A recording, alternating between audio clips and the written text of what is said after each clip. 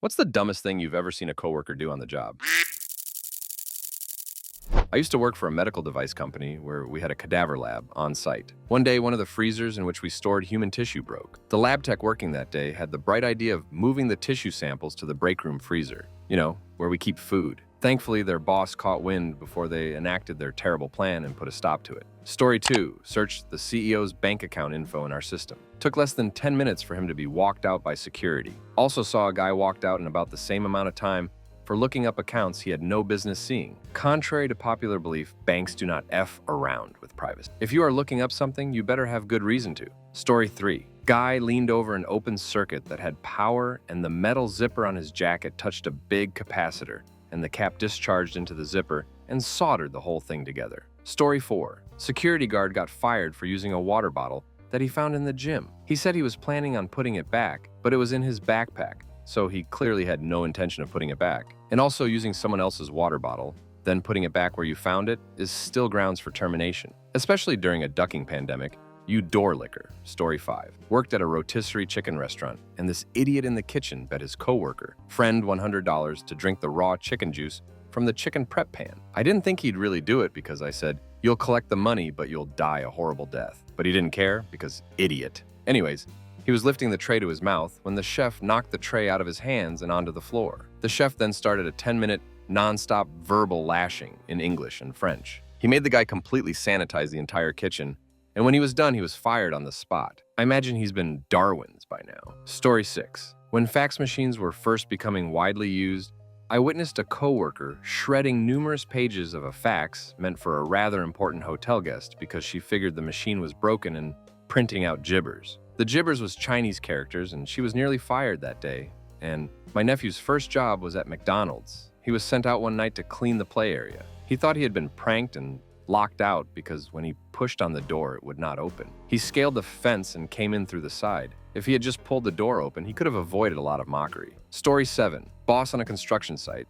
very remote from the home office, created 2 fake employees and pocketed the checks. Head office got wind of it. The look on his face when a project manager showed up on payday to hand out the checks personally was priceless. Story 8. I'm not totally sure this meets the spirit of the question, but I have a quick story. I was hired the same day as another guy. Both of us were starting our first professional jobs right out of college. He was the kind of guy who coasted through school and never applied himself to anything. He was arrogant and just didn't get it. It's like he had no idea about consequences of his actions. After a few weeks, we noticed that he would disappear from about 11 to 2 every day. At first, we thought he was just taking super long lunches. But then I happened to go into a pizza restaurant in town and saw him working behind the counter. He thought it was okay to work at the pizza place during lunch rush. He was quickly terminated after that. There were rumors he was playing poker at work during the day as well, but I can't speak to that. Story 9. One girl I worked with had a baggie of Coke drop out of her apron one night as we were walking out and said, "Oh, wow, what is that?" and then picked it up and put it in her pocket. It was more of, she thought we were dumb and didn't know what it was, even though it was obvious. She was fired a few weeks later for stealing some prescription pills out of another coworker's purse. Story 10. Working in a Vodafone UK store,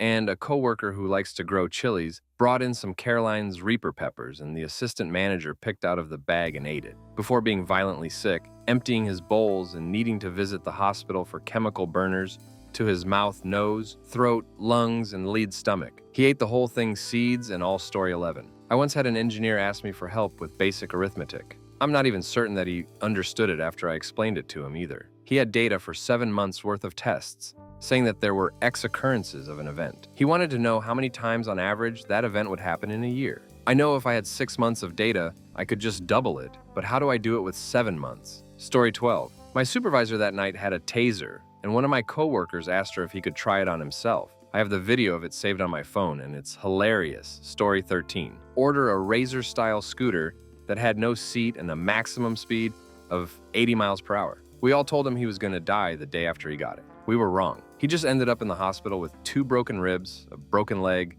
a concussion, a skull fracture, a shattered wrist, and 3 broken fingers. Brain damage was sufficient that he didn't actually remember the crash. Story 14. I've been serving for over 5 years in higher up places. I'm talking $300 for a bottle of wine for the night kind of place. Great tips. Well, about a year into the job, I get assigned to train this new girl who was apparently a family friend of the owner and had never worked a day in her life. After a bit of training, I gave her own table to serve. And sure enough, 10 minutes later, she comes up to me and says something along the lines of, "The little kid at my table says the water burns and his parents are getting upset." So naturally, I head to the table, explain and apologize, then take the water back. I know something was wrong the second I looked at it. It was literally hot to the touch and smelled awful. I asked her where she got it from, and she pointed to the damn sink instead of the water dispenser. Turns out she used the sink even though I told her not to and didn't turn off the nozzle to prevent cleaner from going through the water. Kid was drinking hot-ass mop water.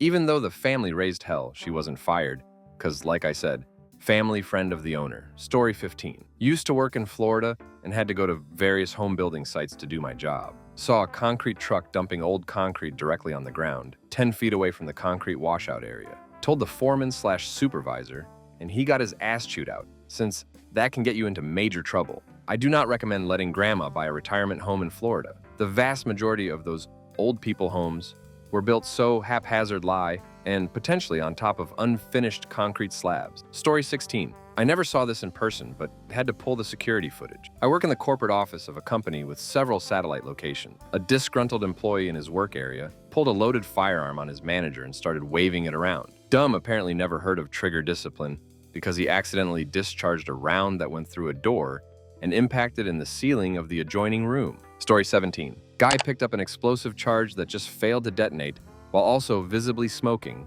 and tossed it a few meters away. As soon as it touched the ground, it blew, sending debris and shrapnel every which way. Guy has a family, and their faces flashed before my eyes as the haze from the concussive blast faded away. I saw that he was still standing and alive and let out a sigh. Story 18. I worked in a local market and the lady in the deli was crazy. She scared everyone who came in, and it was easy to make her angry. I was in charge of cooking, so I prepared a roast beef for the deli, and the night shift was in charge of wrapping it up because the roast was bloody and juicy. Well, the night shift forgot to wrap it, so the next morning, when the lady behind the deli went to get the roast, all the blood went all over her. She was so angry, she threw the roast across the room and stormed out. I almost peed my pants from laughing, and best part, we got it on camera, so we were able to re-watch the clip over and over. Story 19. I'm in HR. I'm investigating a supervisor right now for stealing time for his employees. He's changing their clock and times. Now he's going to get fired.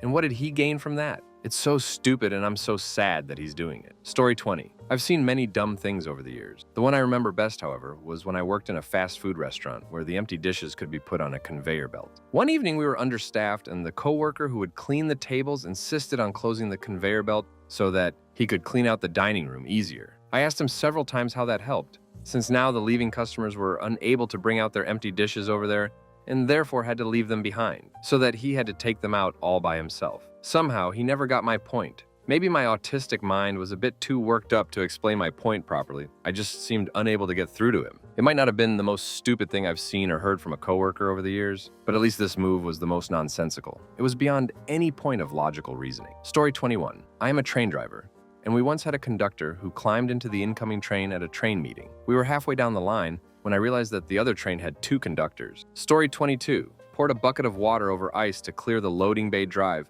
because he thought the delivery truck wouldn't be able to pull up. Cold water. When that froze over because it was winter, he went and got a spade from the shop floor and started smacking the ice into bits. Story 23. A guy came in literally like a day or 2 after he started, drunk. He didn't even clock in before the manager said, "Hey, go home," and literally fired the dumbass on the spot. Story 24. Co-counseling a woman and her son. She revealed having cancer. Oh, is that a wig? Yes. I nearly punched my partner and eventually refused to work with him. Story 25. Dragged the shake machine mixer cord through freshly mopped floors. Plug got wet. He plugged in it and flew backwards 4 or 5 feet, knocked the duck out. In middle of dinner rush, he was the only manager on duty. Having to explain to pissed off customers why it's taking 30 minutes to get their food that your manager may be dead in the back was fun. Store manager showed up 45 minutes later and took him to the ER. He was fine in the long term. Story 26. In the middle of talking to the customer at the drive-through window, he interrupts them to answer his phone. He starts talking to his friend on the phone and says, "Crap, dude, what the duck is up?" all while seemingly forgetting there was a customer at the open window. The manager and I see this happening, and he pulls the coworker into the back, and I apologize profusely to the customer and help them with their order. Story 27. Crunch's hand in a press brake. Part was to be shaped like U. He had it at, so the last bit had to be bent still. When parts bend, they bend upward. He gripped the top of that L shape and just watched it crunch his hand against the front of the machine no permanent damage. Story 28. We got a new bartender. I came in to take over for the night shift, and I watched her hand a beer to a regular while apologizing. I asked her what happened. She said we must have gotten a bad case of beer because that was the third beer she served that was sealed but empty. We served buckets of unopened bottles. The regulars were pushing the twist-off caps back on the bottle and claiming they were empty when served. I also saw her opening a bottle of wine without removing the foil. I said, "You should take the foil off so you don't cut yourself." She smiled and held up her hand and said, "I know. I already cut my hand earlier." She made it 3 shifts. Bless her heart. Story 29. Carrying a pallet of ice cream, new guy asked me, "Hey boss, the fridge or freezer?" I literally told him, "When you buy ice cream, where do you put it?" Story 30. I used to work at Home Depot, and I saw plenty of dumb, one blonde assistant manager left the forklift sitting on the hot asphalt behind the building and managed to completely sink it in while attempting to rock her way out of the divots. 2. Next time you are in a Home Depot, note that of the 2 sets of sliding doors that lead from the store to the outside garden, the one near the rear of the store is taller. That's the one the lift equipment fits through. Another blonde assistant manager forgot about this and destroyed the frame of the shorter door. Then, after it was repaired, she did it again. 3. A couple of the overnight stock idiots decided to check the water level in one of the giant batteries that power the lift equipment using a lighter. There is acid in the reservoir which creates fumes that are flammable. They were lucky they just singed their eyebrows. 4. But the best dumb was the 2 knuckleheads that decided to do a substances deal in the receiving bay. On camera. Instead of going to the vacant lot next door to the store, that is not on store property and where there are no cameras. Story 31. I used to work for a company that rented medical equipment like pulse oximeters and defibrillators to hospitals. After the rental was over, the equipment was picked up, cleaned, and tested, and put on the shelf for re-rental. So this idiot Gordon was cleaning and testing a defibrillator. The rules at the time said that for every setting on the power dial, the defib had to deliver 95% or greater of that setting. So if it's set for 360 joules, it had to deliver 355 to 365 joules. We had a tester for this. You'd charge the paddles, yes, back in the day when defibs still used paddles, and then slot them into this tester and fire it and record the output. Idiot Gordon decided to put the paddles to his temples and pull the trigger. He is very, very lucky he had it set for 10J. Still, the boy wasn't right for days. He basically gave himself a half-assed TIA. Story 32.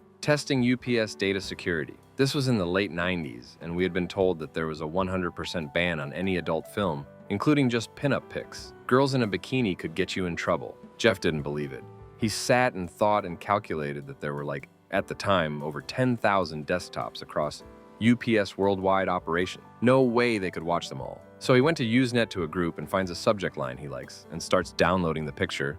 This is back when T1 was a fast internet connection, by the way. He got about, half of the way downloading the picture in his newsreader when his desk phone rang. It was UPS data security. What the heck are you doing? I should mention that we were in AZ and they were in GA. Story 33. Signed for a delivery of live fish and a box of retractable flexi leashes.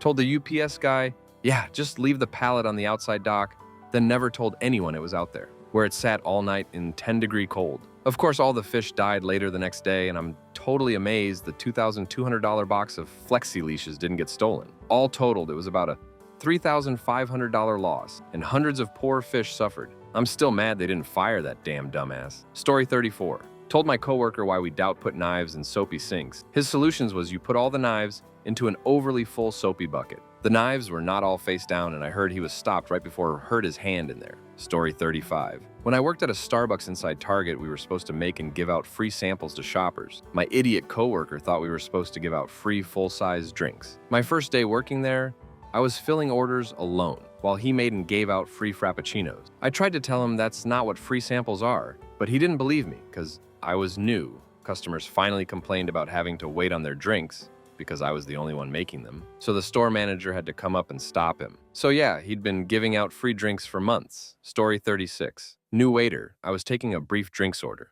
which I know how to do obs, been there for more than a week. And midway he comes up to the table on a busy Saturday. There's many other people waiting to be sat down and attended to, and he says, "Can I do this one?" and sort of starts walking towards where I was standing, suggesting it wasn't asking permission. I was just butted out of taking an order? Still can't figure out why he did that. But my theory is that he's hogging tips. Story 37. New worker leaving cleaning supplies everywhere instead of the proper spot at work so anyone can trip over them. Not cleaning things correctly, a safety hazard when it comes to working with raw chicken. Someone is going to get sick with the equipment not being cleaned the correct way, or the business closed down if the in-house health inspector sees the way he cleans the place nor proper handling of food. Needed to vent. Story 38. I worked in earth moving and drove SCRS for 20 years. I then took a cushy job at a clay pit, just driving around hitting my targets, which weren't hard to do if you kept moving. Never had an accident and never treated my machine harshly. At the end of my 8-year run there, I was the only one who hadn't rolled their machine. I've never rolled a machine, and to this day, I don't know how some of them managed it. Story 39.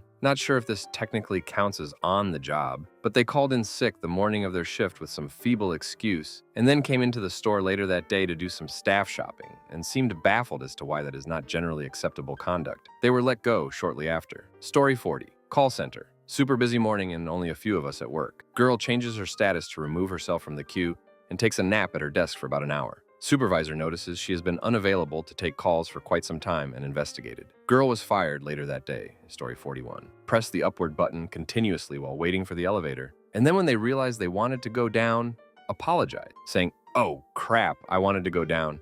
IDK where my mind is nowadays? Definitely in the trash." Story 42. Just earlier today, my coworker got caught telling a huge-ass lie during a staff meeting with our supervisors. The crap coming out of her mouth was so unbelievable, I couldn't even believe she said it. Story 43. Main water pipe broke, water's gushing out, and a coworker ran and grabbed a 5-gallon bucket. Funniest and dumbest thing I ever experienced while working. Story 44. I worked at a Ford dealership and we had gotten a new salesman. At first, I thought he was a gardener or something because I first met him pulling weeds and planting flowers outside. He had this thing for fixing up the place. He was a salesman. He was actually a pretty nice guy. One day, he decided that the paint on the building looked terrible. He buys a ton of paint with his own money, and the owner of the dealership rents him a paint sprayer. He failed to move any of the inventory that was downwind of him spraying. He got overspray on like 8 cars, including my Taurus that I was still paying on. My manager tried to argue with me about it. I didn't go any further as it came right off very easily. 2 cars I remember well were a gray Toyota Prius C and a black Ford Escape. I detailed there, but refused to fix them as I wasn't the one that did this. I turned him loose with my pressure washer. Came outside about an hour later to check on him, and I found him using a scrub brush on the paint. It scratches it, and gave him a clay bar instead. I had noticed that my extension cord was missing. I'd brought it with me, it was mine, and I found it in the showroom covered in paint. It was now white. It used to be green. Story 45. I have 2 epic stories from my job. First was that a question went out over the group chat what our office Halloween theme should be. Some guy thought it was a genius joke to say that we all dress up as KKK members. Now that is dumb enough on its own, but there was also a black woman in the chat who saw that. That dude was instantly fired. Second was that a guy who had a long history of creeping on girls wrote a awful, dirty fantasy story about his boss that he actually printed like a real book and passed it around the office. I was the boss. I knew I was in the book, but had no idea what happened in it.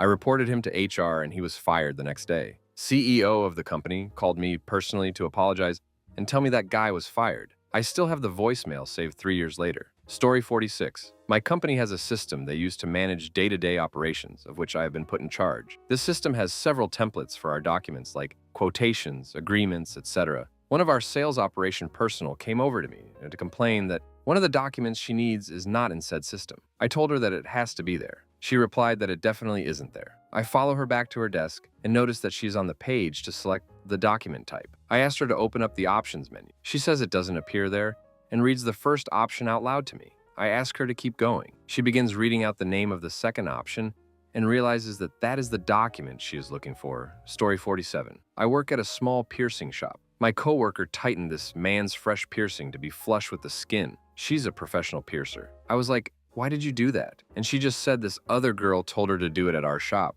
And when I asked the other girl, she said she would never say that. Anybody who even enjoys piercings, let alone actually do them, knows you need extra long jewelry almost always to allow for any swelling, and just for the healing process in general. Now I'm just always skeptical of her actual piercing abilities. Because Karen, what the heck were you thinking? Story 48. I worked at Enterprise and one of my coworkers do BJ, a dude in the office while everyone was gone on pickups. When the manager came back, she was all disheveled and looked like she just do BJ a dude, and he asked her what was wrong. It was clear they were both up to no good while we were away. She confessed on the spot. "I do BJ to Dan." "Okay, and there's the evidence." She pointed to a semen she had spit out in a potted plant. Story 49. Ignore the orders of the school's principal, then start a loud verbal argument when the vice principal politely asked her to follow the school's rules. In the middle of the cafeteria crowded with kids, she was in a bottom rung position, so needless to say she was gone the next day. Story 50. Use their company-issued email to email their spouse about their plan to quit. Our manager knew all their carefully laid plans because apparently our emails are flagged for certain words, and resignation is one of them. What are some things your coworkers do that really annoy you? Story 1. The desire to have the best stuff, to need the good desk, to be first in line for a laptop upgrade. Basically, people elbowing their way to the front of the queue for anything that they might get first/better/more than the rest of it. I used to sit next to a couple of people who had a bitter spat over who would get the window desk when we moved to a new office. It didn't occur to either of them that anyone else might like it. One of them turned up 2 hours early on the first morning and literally glued his stuff to the desk to claim it as his own. He rightly feared that the other would swap their stuff over the moment his back was turned. The other threw a tantrum and resigned when she found him sitting there, throwing her ID badge across the room as she stormed off. Then she slunk back in about an hour later, having been home to collect enough work-related paperwork, demo materials, books, etc. that she felt justified claiming both the 2 desks next closest to the window. For some time afterwards, she would sit next to Glue Guy and intermittently spray him with a can of air freshener that she took from the toilets because of his alleged poor personal hygiene. In response, he went out and bought a pair of ear defenders, which he'd pointedly put on whenever she started speaking to him. They were both in their 50s and both professionals. Story 2. I work as a financial aid counselor, so our main job is to help students navigate the various applications and figure out how to pay for school. So many of my colleagues are constantly annoyed with students who have stupid questions, when it is literally our job to explain things to them so that they understand it. If they didn't have any stupid questions, we wouldn't have a job. Story 3. We are on a campus, not a school, but many building. There was a woman at our office, now retired, thank God, who claimed one of the refrigerator drawers as her own because she had been in that particular building longer than anyone else. She made sure to tell me this within the first 5 minutes of my move to that building. She also complained to an executive director that they had parked in her spot. The parking spots are not assigned. There was a small piece of furniture in the restroom with a shelf. She once put a post-it note on the shelf with the words, "Please dust," for the cleaning crew. It would have taken her less effort and time to just grab a paper towel and dust it off herself. She once called me into the break area to show me a wadded up paper towel that had been on the floor between some cabinets for 10 days. She was keeping count, and the cleaning people hadn't yet picked it up. I picked it up and threw it in the wastebasket that stood 2 feet away and said, "There, now you can quit counting." She probably dropped it there herself. Story 4. I have one coworker who has just the worst work ethic. She only wants to do the easier work and claims she hasn't been trained on anything else. I know she has the training because I am the one who trained her. Story 5. Clicking their ballpoint pen. All the ducking time. Click, click. It never ducking stops. Story 6. One tries to barge in front of my monitor on every freaking video conference. Another pokes and rubs against my legs, begging for attention and tries to bite me if I don't comply. Ah yes, I do contract work from home with my sweet but annoy cats. I'll take them over the pen clicking guy or toenail clipping guy any day. Now annoying clients on the other hand, definitely have some stories there. Story 7. Char. One annoyance is when coworkers ask me a question on Slack or let me know of a problem. I respond back to them in 30 seconds and they're just gone. I don't hear back from them for a couple of hours. So annoying because I'm gonna have follow-up questions. The Google is broken is not enough for me to go on. Don't interrupt what I'm doing unless you're willing to give me 2 minutes of your undivided time. Story 8. My current coworkers suddenly needs to talk to me when I'm taking a phone call every time. All can talk about is lunch. For real though, when I was working in the office, people did not respect the open plan. They were loud. They used oil diffusers that caused me horrible headaches. They let their things spill into the aisles or extend into other cubes. It was so distracting. I hated it. And I had to go to HR about the oil diffuser because she was told multiple times to take it down. Story 9. I have also been in this situation too many times. I found that I had to control the if, when, and how I helped out. Here's how I handle it. If the coworker making the request is a friend or someone who has or would help me out if I needed it, I will help them. I might have to make an appointment to do it. That is, I can't help you right now, but am available at 2 p.m. If it's someone who I don't know or don't like, I might simply say, "Sorry, I'm swamped. I don't have time." Story 10. Insists on scheduling things as early in the morning as possible. She is particularly fond of Monday mornings at 7 a.m. This is extra annoying as our work has no set hours for the most part, with only meetings and a few other tasks happening at specific times. I don't actually have to be at work on Mondays until noon, which I often take advantage of, until I'm forced into ace-crack early, non-urgent meetings by one person because she has kids, but also a stay-at-home spouse. Nearly all of my other colleagues tend to opt for slots in the 10 a.m. to 3 p.m. window, which is comfy. This is just one example of people forcing their specific habits and pacing of their days onto others without any thought of interpersonal differences. I love to work at night, but I'm never going to schedule others into meetings or collaborations at 9 p.m. Story 11. Working from home. People who would call me at work and ask me to do their job for them on a particular day because it was their working from home day. Story 12.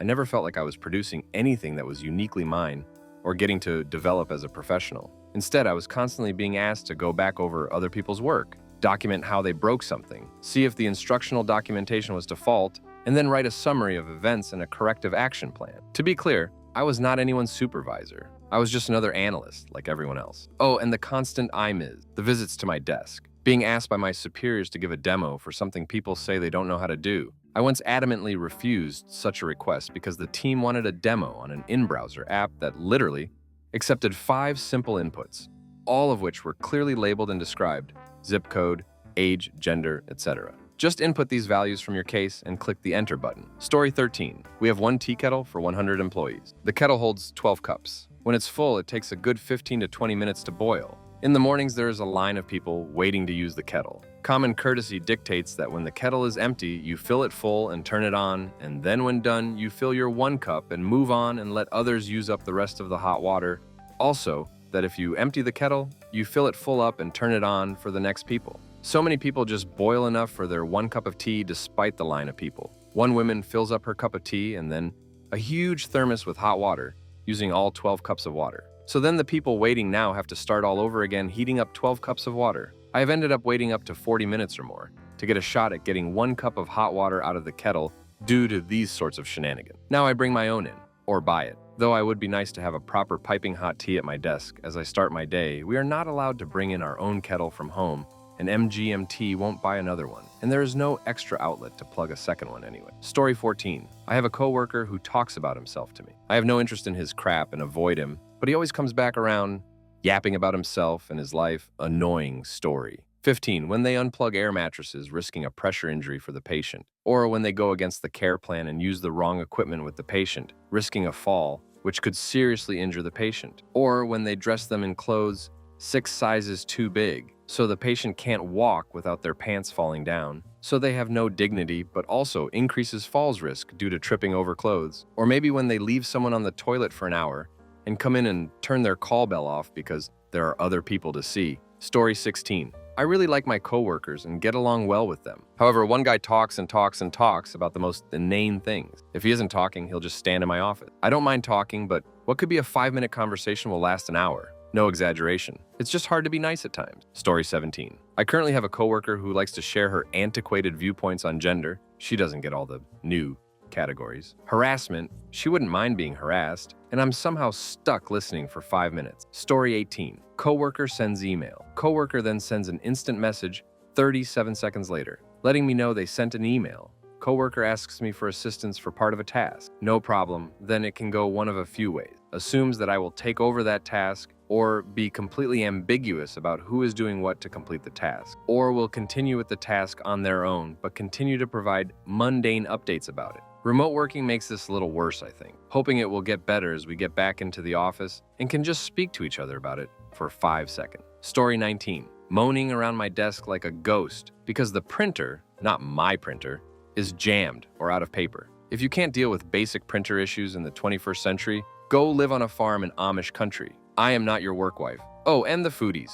If there is any occasion for food in the office, the foodies go nuts trying to eat and slash or hide away for later, take home, etc. Story 20. Not a big deal, but honestly, sometimes I just want to be left alone. I like having a work friend, but when they are on PTO, I have so much more energy. It's one thing to ask work-related questions, but the constant social conversations over Slack are exhausting after a while. Story 21. My favorite is when I work on something for weeks and then show it to my boss, and because she doesn't immediately understand it, her default take is to shoot it down. I have an interview somewhere else next week. Story 22. I'm an electrician and I have to deal with a lot of other trades for various things. Without fail, these duckers will call me at 2 p.m. for an urgent thing they need from me the next day. Every damn time. Here's a thought. Let me know a week before you plan on needing this done, and then I can make sure I have the materials I need, as well as find a time to do it. These are not weird emergency situations either. These are just normal things that need to get done. I assume they plan their week out and know when they will be there and need this stuff done, but nope, I'm gonna tell you the day before and then grumble that it's not done. Story 23. Whenever I'm training a coworker, the first thing I do is make sure they have a pen and paper or a Word doc open. Step 1, show them the first step. Then, make them write those keystrokes down. Step 2, repeat step 1 until they have the keystrokes needed to complete that task in the future. Lastly, ask them to make a folder to hold directions for every task they need for their job. Hopefully, it ensures you only have to train them once per task. It's worked for me in the past. Some of them have made copies of their training manual for other newbie employees. Story 24. The end of my day is my most productive time. I use the last 45 minutes to square myself away, finishing tasks, doing hard stuff that I've been putting off all day, but have to do before I go, etc. My coworkers seem absolutely mystified why I'm not interested in chit-chatting for the last half hour of the day. And these folks have worked with me for years. I've politely asked them to let me finish tasks instead of talk, or straight up said, I have 30 minutes left to do 10 different things. I really can't talk. And they still choose to try to interrupt me and attempt to have extended conversations about random crap during those times. I just don't understand why people have such a hard time reading body language. When someone is giving you one-word answers and not looking towards you when you talk, it means now is not a good time. Go away. Story 25, making the same exact mistake over and over and over and over. Not thinking things through before submitting a project. Not using the pre-submission QC checklist my department created for them. Basic incompetent. I don't work in a physical office, so their personal habits don't bother me. It gets old telling the same person to fix the same mistake for the 100th time, though. Oh, and Teams messages that pop up, and then they have another thought so it pops up too. And then they have another thought so that one pops up too. Oh, and they forgot some other detail, so that pops up as well. Consolidate your thoughts before hitting submit, people. Story 26. I can't stand it when unqualified individuals try to pass themselves off as superior than others. You know, the person who doesn't listen to advice and or ask for help on things. Then, when crap hits the fan, he's nowhere to be seen. I can deal with most other office politics and crap because I know my capabilities and I know my weaknesses. I know when to ask for help and I follow the advice of my peers. 15 years ago, I had a boss tell me, there's a fine line between arrogance and intelligence. You are incredible at what you do, but your arrogance will sink you. The guy I work with right now is an idiot. He is drastically unqualified, but he has spent 2 years trying to make himself look better than me, but can't grasp basic concepts or listen to the advice of his peers. The only reason he is still around is because my work has kept him employed. After 2 years, I think it has finally come out that yes, he doesn't deserve to work here. I'm hoping in the next few months, he either straightens up or gets fired. Story 27. That's the type of coworker to be avoided. Someone who repeatedly asks you to do something unfamiliar to them instead of asking you to show them how. The biggest red flag is when somebody calls asking for a major change or update to something when those requests should be done via email due to their complex or sensitive nature. Major changes should have a paper trail or some documentable evidence. And speaking of documents, how many important attachments have you received that are just named document? Major contracts, bids, insurance forms, all named document. I don't miss office work a bit. Story 28. What's annoying about it is that my coworker is a mean girl that takes to Facebook with the aggressive conversion therapy.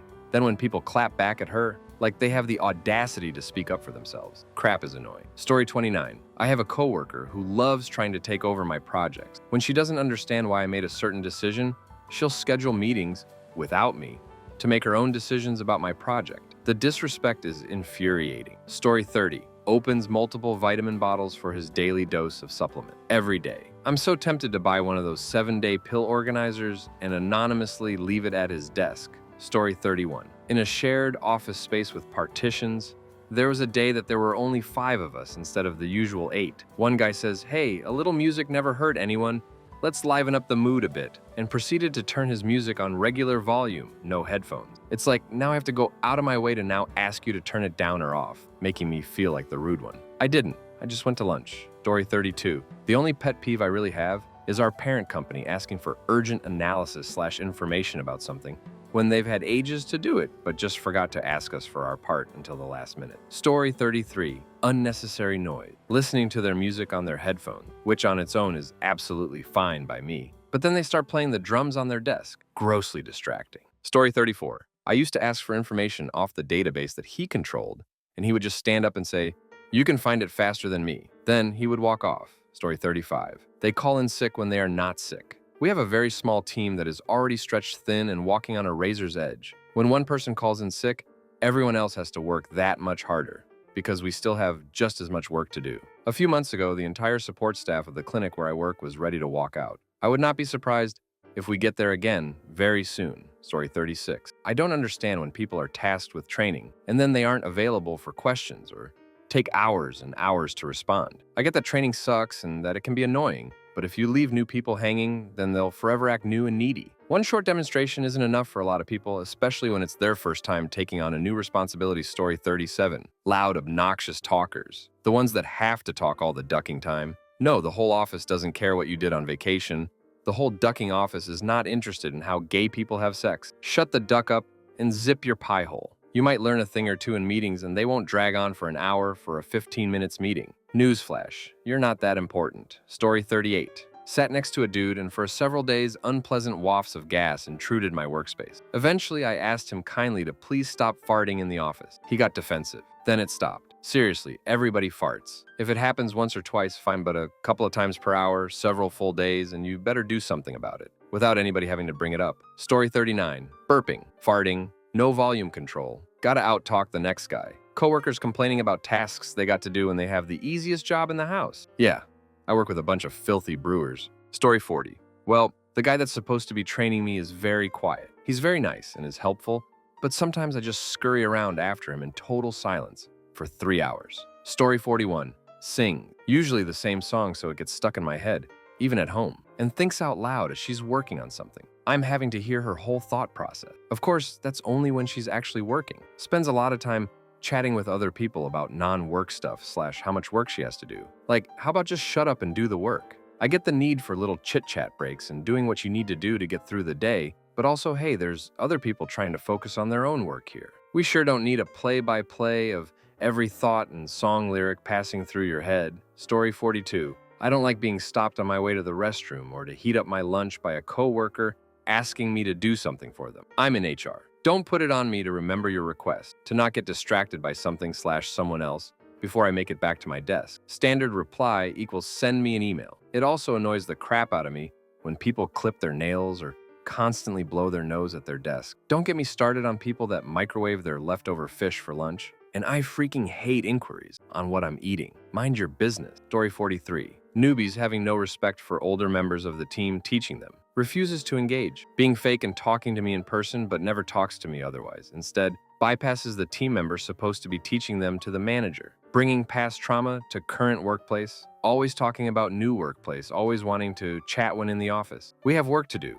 This is Jada Market. Thinking just because they are older in age from other team members have to automatically respect the elders. Story 44. It is annoying when first thing in the morning, the CO worker comes to work like she just rolled out of bed, doesn't say good morning, unless I do, and generally looks miserable. And it's so obvious she doesn't want to be there. It's like a huge black cloud just rolled in. In an already unhappy workplace, people like this just adds to it. And I am one of those people who feels bad vibes ruins my day. Story 45. Rambling on and beating around the bush. I wish they could just say, no, that's not a good idea, let's not do that. Instead, it's like, well, I think maybe we need to have a conversation and see if this is something that aligns with our values, and if not, then decide which route we want to take to move forward that will yield the most desirable results. Or some crap. Story 46. Got a coworker that is incredibly lazy, no initiative. He will do the absolute minimum that he has to. Delegates his assigned tasks to others, while always managing to seem like he is doing something. He isn't. Always asks to leave early if it's slow,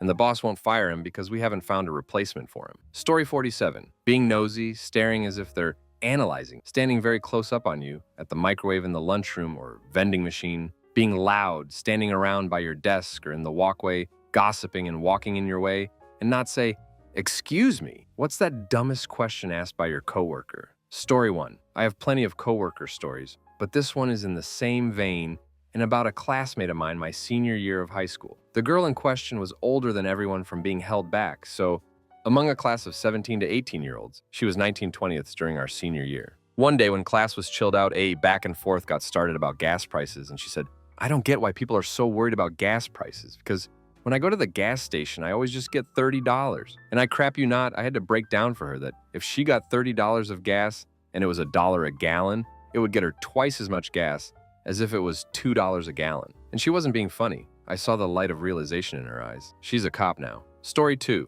I deliver seafood, and this went to a client. So it wasn't exactly a coworker, but we do business together. His job is to check off the crap I bring in and make sure it's all there. He takes one look at this list, down to the product, back to the list, down to the product, and with a super serious, straight-faced response pointed at the oysters that come in a netted bag and was like, okay, so there's the lobsters, right? I thought he was kidding, so I laughed, but he got real bashful about it. So I just quickly walked him through what I brought, pointing it out and all that. Dudes, there wasn't a single line item of lobsters. I didn't bring any, and I have no idea why he was looking for them. Story 3. Not a question, but I currently have a coworker that rides a bike to work. We found out every Sunday he let the air out of his tires and filled them back up because it rode better with fresh air. A few years ago, the first time that year, it got a little cooler. The same coworker told everyone he left his water dripping when he came to work so his pipes wouldn't freeze. The low temperature that night was supposed to be like 42 degrees. I've got dozens of other stories about this same coworker. And no, I don't think he's actually mentally handicapped or anything, just extremely dumb. And the worst part is, he's extremely junky. He talks crap to everyone constantly, like he thinks he's the coolest person in the world. Story 4. I'm a professional mariner, and while I don't claim to be smart, I've had some really dumb coworkers. My favorite was a kid named Kevin from Wisconsin, who followed his sister to Virginia after she got married. Kevin thought we were pranking him about tides and how the sun and moon influenced them. We were watching Cops, and he wanted to know why the cops weren't speaking Spanish since they were filming in New Mexico. Kevin wanted to know why was Hawaii considered hot, but Alaska was cold, since they were next to each other on the map. These are just some of the ones I can remember, but he was a character. Kevin wanted to know where the boat's brake pads were at, and how often did we change them, because he wanted a set for his truck. Story 5. Young temp, maybe 18 or 19, asked, "Pickles or cucumbers?" He did not believe me when I explained the process of pickling cucumbers, and when asked the whole department. About 2 people in our department of 25 agreed with him that pickles were not cucumbers. I again tried to explain that pickling is a process of preserving foods, like pickled radishes, herring, or onion. He still would not believe. Story 6. Not a coworker, but a fellow student, sophomore year in high school. My biology teacher would always joke with us by saying ridiculous things in a serious tone. One day we're talking about eyes, and he says, "The human eye evolved to see color in the 1950s. That's why old movies are in black and white." Immediately, a loud gasp comes from the back of the room. It's Danielle, a girl whose academic ability is on par with that of a rock. She says, "Oh, I always wondered about that." What followed was an eruption of laughter from the class. I've got to hand it to Danielle, though. She had a good attitude and the ability to laugh at herself. When she realized it was a joke, she ended up getting pregnant later that year, and her family put her into a different school. I wondered if maybe she didn't know how human reproduction works. This was a Catholic school, after all, in the early 2000s. Misinformation was everywhere. Hope she's doing well today. Story 7. Not dumb, but more of a, wow, I didn't know you could do that situation. Line manager for a big financial company was my immediate senior, and sat with me regularly to discuss cash loss reports. I had self-trained myself to use Microsoft Excel, so I used the View tab to arrange 2 spreadsheets above each other. She was flabbergasted, because for years, she had spent the extra time manually resizing each window to fit above each other. I love to help others, so I was happy to educate my wonderful manager from 15 years ago. Story 8. This is before the work computers were networked. My boss came into my cube, cracking her gum, and hands me a 3.5-inch diskette saying print the letters on it. I went the Windows 3.1 file cabinet, highlighted each file, right-clicked, chose print. I closed everything and gave her the disk back. I told her the letters would be on the printer. She asked how. You didn't open them. Later she came over again and said open the letters and print them. They printed the same as they did before. Then she asked, why do they look okay on my computer but the print looks so bad? I said you messed up the formatting because you don't know what you're doing. Later this same boss told the director that she did a time study of my work and I only did 45 minutes of work a day. 2 weeks later I was in that area and there are 2 new people sitting there. I asked the secretary who the new people were and she said, Jenny couldn't keep up and those are the 2 temps they hired to do your work. Story 9. One of my coworkers asked me how the moon works. I thought he was joking because, it's the moon, but he was serious and had been thinking about it for so long that he was almost overwhelmed with how confounding this was. I had to explain the lunar cycle and the concept of light reflection to a grown adult man. Story 10. I am training someone to help with my role. I gave her a written, detailed step-by-step process of how to perform a task. I had let her shadow me a few times, and now it was her turn to do it on her own with the guide provided. Her question, what do I do after step 1? Mind you, The detailed step-by-step process has 7 steps. She only read step 1. I asked, "Did you read step 2? Her reply, "No, am I supposed to?" Me, "Yes," and then you go to 3, 4, and so forth. My supervisors chose this candidate, not me. So I'm blessed with this nitwit story 11. Brought new employees to computers and gave them the sheet with the sample login and how to make a new password. Asked them to open up Outlook when they finished resetting password. I come back and everyone is reading through the welcome emails, but one lady who is just looking at an empty inbox. I was stressed because the emails are kind of the next step and thought there was a mistake. I told them I needed to go talk to my boss about why one of the new hires didn't have the necessary welcome email. The one without the email says, "Wait, those were for me? They arrived before I started, so I just deleted them." Story 12. I grew up in South Africa and am a qualified civil engineer who morphed into a technologist before immigrating. I moved to the US when I was 35 years old. While I was installing software, or maybe configuring an application on a workstation belonging to an admin assistant, they asked me what it was like growing up in a hut without electricity and running water. Story 13. I drive a fuel truck. New hire coworker says, "I notice in the truck we use reflective triangles in case of a roadside breakdown. Wouldn't flares be brighter?" Fuel truck story 14. Oh, I have another one. This is provided by my SIL. We went out for Thanksgiving dinner, she doesn't drink. So I hand her the mocktail menu and say, "Here are some drinks you can order." Her reply, "No, I can't drink this, it has alcohol." I reply, "No, it's a mocktail. That means it's non-alcoholic." Her response, "Why is it called mocktails then?" Me, "Because it doesn't have alcohol." Her, "Then why not say juice/smoothie?" Me, "Because it's handcrafted specialty drink like a juice or smoothie, but it's called mocktails so people who don't drink can have something that looks like an alcoholic beverage. It's a mock-up, thus called mocktails." Her, "So it has alcohol. I can't drink this." This interaction continued on for 5 more minutes, and I gave up and said, "Just order a soda." Story 15. Ding Dong called in and says, "Did I dream I called out or did I really call you?" Same company, different employee. "I can't come into work because the wind is blowing." Another call from said employee, "I can't come to work because there are turkeys in the dog food. I have to keep showing them away or my dog will starve." Story 16. Coworker recently made the decision to put his AWD car up for the winter. It's not some special classic and has around 200,000 miles. He's just decided that he's gonna mooch off a few of us that live close to him. He never asked us, he just assumed. The other person that is too nice to tell him no has been bringing him, but this day he had to leave early. So Mooch comes over with his sob story about not having a way home. He wants me to stay an extra hour later than I'm scheduled. I already work 12 hours a day to bring him home. I laughed, asked him where his car is, told him that wasn't thought out very well, and said, "Yeah, I don't know what to tell you. I'm leaving at my normal time." This selfish duck hasn't offered a dime in gas to our other coworker because, well, he's going there anyways. Yup, so are you, in your own vehicle. Story 17. I had a young lady come to work in the snack bar at Walmart. About 6 hours into her shift, she asked me, "When will they send me down for my substances test?" Normal procedure substances test before hiring. She told me she had been holding her pee for hours because she was waiting for that test. Go potty, honey, you already have the job. Story 18. When my work first started transitioning to multiple monitors, my boss asked me to look at something on his screen. I asked, "Can I drive?" and took his mouse and moved one of the documents to screen 2 so we could look at both documents simultaneously. After we finished, he asked how I did that. He had no idea how to move things between extended screens and thought the computer just decided what opens where. He was very vocally opposed to the multi-screen policy at first, saying it was a waste until IT changed his display from duplicate to extended. He was an engineer. Story 19. Not a question, but I worked with a girl who didn't know how to break down a box. I walked into the back and saw her stomping on them like they owed her money. I then was like, hey, want me to show you an easier way?"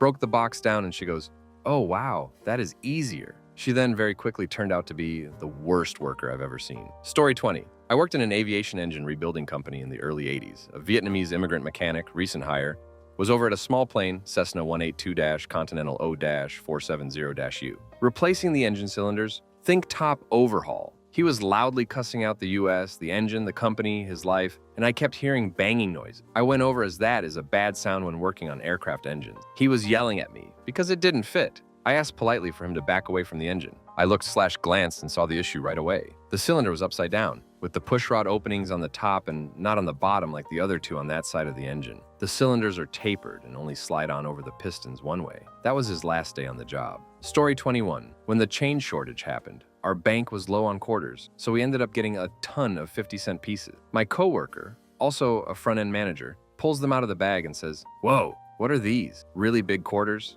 I can overlook that because they aren't something that's used often. I told him, they're 50-cent pieces worth 50 cents each. He had the most confused look on his face. So I said, it's like 2 quarters, 50 cents. He still didn't get it. After myself, along with our store manager, tried explaining it to him 5 or 6 times, he just gave up. Well, I'm not using them. That just makes no sense to me. Anytime he had to run a register, he just gave out dimes and nickels and pennies. He was around 40 years old at the time in Story 22 USA Monday morning. People are talking about hiking. One guy mentioned he had climbed Mount Kilimanjaro. Young coworker asks him, "Oh, is that why you took part of Friday off?" No, he did not leave early on Friday to fly to Africa, climb a 19,000-foot mountain, and then fly home to be at work on Monday. Story 23. I'll list a few I've been asked in the past year or so by the same person. Keep in mind they were hired to work as a journalist covering mostly political topics. What the Roman numeral 16 stand for, in the name Benedict XVI, in a discussion about past popes. How many is a dozen? Why is my PC not turning on? The monitor was turned off. What is a concentration camp? Who was Mussolini? Could not list the top 4 to 5 political parties in the country, proceeded to ask what the words coalition and referendum mean. Story 24. In the US. Not a question, but in a meeting with a potential freight carrier, when the sales rep asked how much volume we ship, a coworker said, "We only ship to 52 or 53 of the states." Story 25. Project manager comes up to me a week before the deadline on a program that has over 20,000 lines of code in it and says, "I want to have this part changed. Will that affect the deadline?" Me, "Of course it would. You're talking about an entire overhaul here." Her, "Can't you just cut and paste? Can't you just cut and paste?" I just blinked at her for a moment and then said, "No, that's not how it works." After she left, I printed out a piece of paper in large font that had, "Can't you just cut and paste?" with her name next to it and pinned it on my wall so I could have a chuckle whenever I got annoyed. Story 26. What do you mean? FFS. I meant what I said. Me. Hey, do you mind explaining again what Indian Ocean Dipole and its impact on agriculture production around Asia? Coworker. What do you mean? Another example. Me. Hey, we're having a birthday party at the pantry right now. Come join. Coworker. What do you mean? Story 27. Not a question, but we had a girl that tried to mop our floors with no water. In her defense, in the summertime, mop the hallways and room with no water for the mop. But that is because the kids flood the place when they get out of a pool. Story 28. Had a coworker ask, if a plane crashes in the ocean, will the sharks hurt her? I said, you'll be dead if it crashes and you'll be fish food. Got this terrified look. Story 29. This isn't a question, but I have to share. One day at work, I was having issues connecting to the internet. I called tech support, but had to leave a message. I finally figured it out on my own. When I logged into Teams, I see a message from one of the techs saying so-and-so is out. I hear you are having problems connected to the internet. Hey, tech guy, are you serious? How in the hell would I have seen that message if I wasn't able to connect to the internet? He wasn't the only one. I had a coworker Teams me the tech support number. What the heck? Story 30. At a restaurant. What's between medium and well? While staring at a screen with the options for steak doneness laid out in order, it made me question reality. Story 31. This was so long ago, women wore suits, stockings, and high heels to work. I was talking to a coworker in the hallway, all decked out in my woman in the workplace attire. A 6-month employee, one of a handful of new MBA hires, walked up to me and asked if I was the mail boy. I did have some envelopes in my hand as I was headed to put them in the outbox, but there was not a mail cart in sight, and the fact that I'd spoken with him several times regarding business didn't seem to have clicked with him. This brain trust also came into work on a holiday. Can't remember which one, but it was a federal holiday. He said the next day that it was very quiet in the office yesterday, and he couldn't reach anyone in their office. Story 32. Had an orientee in the ICU with an alleged ER background ask me which vitals on a monitor were concerning. All of them were 40 or lower, and the thing was alarming like Chernobyl because patient was, dying. This person also asked me all the S/SX of heart failure well after orientation when she was looking at an outpatient clinic gig. Yes, she made it off orientation into a PEDS crit heart specialty against all of my objection. She failed up to become a stroke educator. Her breath always smelled like salami, and I'm pretty sure she had to Google of a stroke for that interview. Story 33. One of my team members brought her new baby to our work Christmas BBQ. She was complaining that her pram's shade was not long enough and didn't block the sun, and she had a muslin wrap pegged to it for extra shade. I just reached over and unzipped the expansion zipper and she looked very sheepish. That was work adjacent, so I'll add another one. What program do I use to open PowerPoint? Story 34. Not my coworker, but my spouse's. We were attending one of their company events together and chatting with the coworker about a trip we had recently taken to a place that has an active volcano. I was describing seeing the volcano erupting from a distance, and the coworker asked if there wasn't anything that could be done to stop it from erupting. Story 35. I run a series of tests every day. The first part of the test takes an hour and a half while it is hooked up to a computer. The next several parts of the test take about a half an hour to complete and are physical tests and inspection. It takes 2 hours from start to finish to test a unit. I'm supposed to test 5 units a day. It takes me 8 to 10 minutes to switch between units that I'm testing. I normally let a computer test run before I leave for the night so that I will have the long portion of the test completed when I come in the next day. The computer test does not need to be monitored.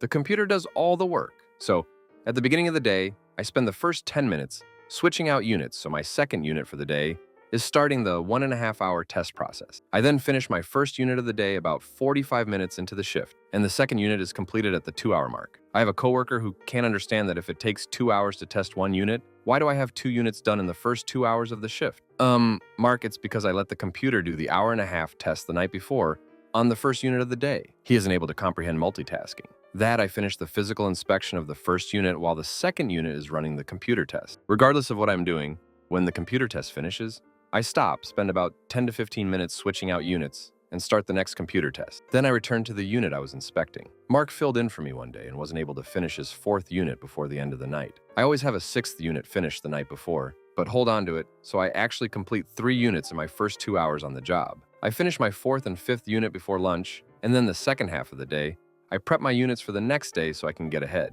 That's how I do it, Mark. Story 36. I had a supervisor that would call for morning meetings over the walkie. He would say something like, "Let's meet over by X area at 5:30 or 5:45. Most of us would show up on time, but a couple people would always have to be personally reminded that we were having a meeting. One of those people finally asked what he meant when he said 5:45, and I told him it meant 5:45. He was like, "Oh, I thought it meant 5:25, like a quarter. That's why I'm never on time." Story 37. In middle of summer, mentioned needing to bring in furniture when they got home because of expected snow. This was news to me, and asked why he thought it would snow, so he showed me his phone's weather app with image for white dots against a black background expected at midnight. Steve, those are stars. Story 38. It's an Apple device. Don't you need a special adapter with a special cable that taps straight into a power line, and then the next year it's not compatible anymore? Story 39. Was working at a burger joint, and one of my coworkers asked me if there was cheese on a cheeseburger. I just stared blankly at them because my brain had reset. Story 40. I had a coworker who demanded an address correction for a client and would not take no for an answer because she could not comprehend that the city of West New York was located in the state of New Jersey. But it's New York. Yes, but it's just across the river and is in New Jersey. But it says New York. Imagine that on repeat for 10 to 15 minutes. Story 41. There was a production bug. A specific object attribute was empty in some scenarios because of some whatever code logic. The enterprise architect suggested that she has an Excel with the values and that I should import it in the code. Story 42. The audit sample requires 4,800 units to be selected for this part. The invoice you chose only has 200 cases. The quantities don't match. You need to redo it. They are cases of 24 units. This is after she has checked 50 plus other audit samples pulled from the same supplier that show the same thing without question. And the invoice also shows a line that indicates total case and unit quantity for the whole invoice, X. 1,000 cases, it's 24,000 units. Same person also asks me every 2 or 3 weeks when we have a wire payment in another currency why the value in our currency is different between the proposal from yesterday when I get the overall value of payments approved, and today when we do the actual payments and that are approved. The difference is exchange, which I cannot predict when I have to have the numbers 24 hours ahead of time. And it won't even matter because by the time we do the wire, we will get a slightly different rate anyway. Story 43. DOT laws say you have to have a 10-hour break between jobs before you can drive a truck again. The example was that you were paid to referee at night, that you needed to report that. This lady raised her hand and says, "I have to report every time I go outside?" Runner-up would probably be the guy who, after he was told that he could wear a hat to work, asked if he could wear a fedora. Story 44. I had a coworker when I worked in New Jersey asking me what time it would be in Florida when I got there. I said it would be the same time as New Jersey. She said it was too far to be in the same time zone. I had to explain that time zones go east and west, not north and south. She still didn't understand. I gave up and walked away. She was known for missing the mark more times than not. Story 45. I moved to Utah a couple of years ago and was not very familiar with the dominant church in the area. Coworker goes, "Wait, so you fly for fun? Like every month? I thought only missionaries needed to fly somewhere." Yes, the entire airline industry exists to shuttle 18-year-olds from one very minor world religion. Story 46. Three of us flew from the States to New Zealand. We were walking around Auckland in the evening, and the one guy said, "Mike, is that the same moon as we see in America?" And Mike said, "Yes." Story 47. I work at a stage theater that's available for rent by anybody. During an event one night, we were waiting for our contact to move his van out of the temporary loading area. We had never seen the guy, but we knew his name was Christian. This rental happened to be an evangelical gathering. A random patron walked up to the box office, and my boss point blank asked him, "Are you Christian?" He was taken aback and said, "Of course I am," until I stepped in and said, "Are you named Christian?" He said, "Oh no, where's the bathroom?" Story 48. What do you want me to do to? Asking about duties before ending his shift. On every shift. I trained him on it all. He'd been working for a couple of months, and we have everything written in lists in the back. It's a restaurant, not his first either. It seemed like weaponized incompetence. Like he was just used to asking a woman what should be done. Story 49. I was GM of a sandwich shop once. Got a call on my night off about 30 minutes before closing saying they were out of tomatoes and needed me to bring some in. Delivery of the tomatoes would be early morning the next day, same day and time we always got our deliveries. Story 50. I work with Army Special Operations Forces, acronym is SOF. Someone applying for a role on my team asked during the interview, "What does SOF stand for?" He was hired onto a different team and is thus still my coworker. Story 51. This was a very long time ago, but I was still surprised by the question as it wasn't their first time using a computer or email. How do you get the cursor to go down to the next line in an email? At the same job, we had another woman taking handwritten notes instead of putting them into Excel. Computers, internet, and email must have been a hard transition for people of a certain age. I now find myself resisting some of the current technology. Story 52. Many years ago, I was in purchasing. The price of this item was $100 for 10,000 pieces. The new woman didn't understand how to do the math to figure out the price each. I'm like, if you buy 4 of something for $1, what's the price? Oh, that's 25 cents each. Exactly, now apply the same logic. She could not simply divide $100 by 10,000. She works for the state now. Story 53. Coworker told me she got pregnant because she stopped taking her birth control pills because they made her sick in the morning. I told her should she take them at night. It doesn't matter when you take them as long as you take them at the same time every day. Blew her mind. Story 54. Living in North California. New coworker asked me where I'm from. Told her proudly, Brooklyn, New York. She responds, "Is that in America?" I looked at her and said, "You for real?" She said, "Yeah, I'm not good with geography." What in the actual duck? Story 55. On a case study presentation for a successful project on an all-hands meeting, he asked that client was requesting help with the production of a video, and if anyone knows a company that can help with that. The CEO answered, "Yes, I know one. US. We are an ad agency." Story 56. Who wrote Beethoven's Fifth Symphony? Beethoven did. If another composer, for example Mozart, wrote it would be called Mozart's Fifth Symphony. Are you sure? Yes. Are you being sarcastic? The customer they were helping broke out in loud guffaws. Story 57. Is the DMV open today? And I said, IDK, maybe look it up on Google. I don't know why people can't just look things up for themselves. And then she proceeds to say, aren't they federal agents? Like, what the heck? Story 58. Why didn't you use her ID and do her taxes? Because her ID was from Mexico, not New Mexico. There's a difference? From my boss, an Hispanic, fully bilingual person. Story 59. My boss used to say, make a copy of that for yourself and fax that one to me. We also sold a line of products named Buddy Products, which he pronounced beauty product. Story 60. Not me, but my buddy, a residential painter. As he was bringing in paint to the customer's house, looked at him and asked, so how much paint do those 5-gallon buckets hold? Story 61. When I worked at a grocery store, the produce guy asked me where the Lakewater chickens were. A Jamaican customer was asking him for leg quarter chicken. Story 62. I'm 69 and my coworker is in his 50s. Yesterday our voice line went down. He was stunned when I asked why he wasn't using the handset on the fax to make calls. Story 63. There was a coworker who didn't believe me that the moon sometimes showed up in the daytime. Like, made a big deal about how dumb I was to think that. I showed him pictures on the internet and Wikipedia. No. He said they were all allegories or some such crap. What made me mad was that a lot of coworkers, when I would ask them to back me up, have you seen the moon up during the day? Wouldn't answer. They just backed off. I don't want to get involved. Like it was a religious argument or something. One day the moon was out on a clear day, so I dragged this guy out to the parking lot and showed him. He paused for a long while, squinting, and finally said, "That's a cloud. See, it's white? Dumbass." That was over 30 years ago, and I am still mad about it. Story 64. In 1998, we had an employee who complained that her pencils were always running out of ink. My boss asked, I'm sorry, what? The pencils they give me. They work for a little while, then stop. Do you sharpen them? What do you mean? Somehow a woman in her 30s had never had to sharpen a pencil before. I mean, she went through the US school system and everything. How could she have missed that? When asked, she got really defensive and said, I went to a private school. We didn't have pencils. Wow. Swank. Story 65. You also have to take into consideration that people past a certain age did not grow up with PCs, tablets, and cell phones and are highly computer illiterate because they did not have access to keyboarding classes and computers while growing up. In the same vein, people of a certain age now wouldn't know what the hell to do with or how to operate a rotary phone. Story 66. I have a coworker who is not tech savvy. She called me on Teams once to say she couldn't find something. All she had to do was scroll down the page. This is something we use daily for our job, and she just didn't think to scroll that day for some reason. I usually pretend to be patient with her, but that day I know I had an incredulous and WTF tone in my voice. Story 67. Several of my coworkers use the phrase, may you. And the worst part is, it was started by a woman who graduated college with an English degree. Not coworkers, but multiple clients used to ask me if they could fax me the original. Story 68. I had a coworker who brought her lunch every day. One day she pulled out a bag of salad that was just a slimy mess, and she didn't understand why.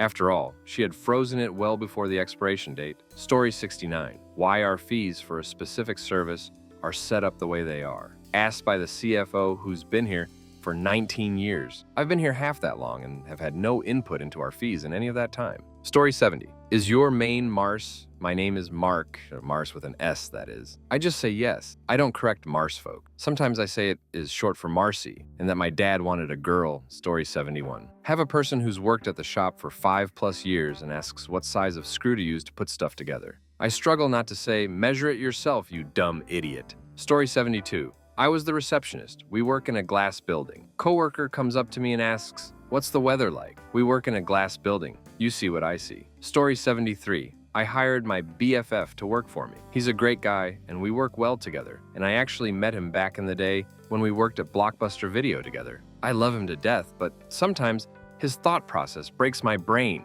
Anyways, when I had a new security system installed in my shop, the company had put the alarm panel in front by the main entrance. After a bit, I realized that was silly because we left through a door in the back. We had a minute to get out before the system armed, but still. So I moved the panel to the back. The next time I worked with him, I specifically pointed out that I had moved the panel. So we didn't have to hustle to get out before it armed. And he was like, okay, cool. A few days later, I'm opening the shop a day after he had closed, and I realized the alarm isn't set. Nothing bad had happened, so no harm, no foul, and I figured he just spaced, and I forgot all about it. Then the same thing happens again a few days later. So this time I called him and I'm like, hey, just a heads up.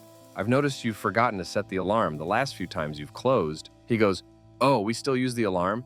I was like, what? What the heck kind of a question is that? Why the duck would we stop using the alarm? Then he says, well, because you moved the keypad. It's a good thing I'm the owner because I honestly couldn't even keep it professional after that. I fully said, what kind of idiotic thinking is that? I told you I moved the keypad to make it easier for us to leave. How did you interpret that to we're not using the alarm anymore? Story 74. I was working a job as a manager, getting paid crap at the time. My boss, the district manager for 20 sites up and down the East Coast from New Jersey to Miami, a woman in her 50s, asked me a private question. You're married, right? Yes. I mean, she met my wife and son, so okay. So when you do taxes, how do you do them? This was during the beginning of tax season. Well, I get my W-2s, my wife's W-2s, and then we add them up and follow the form. No, I mean, what forms do you use? Oh, the one 040A. Ah, okay. So where do you get that?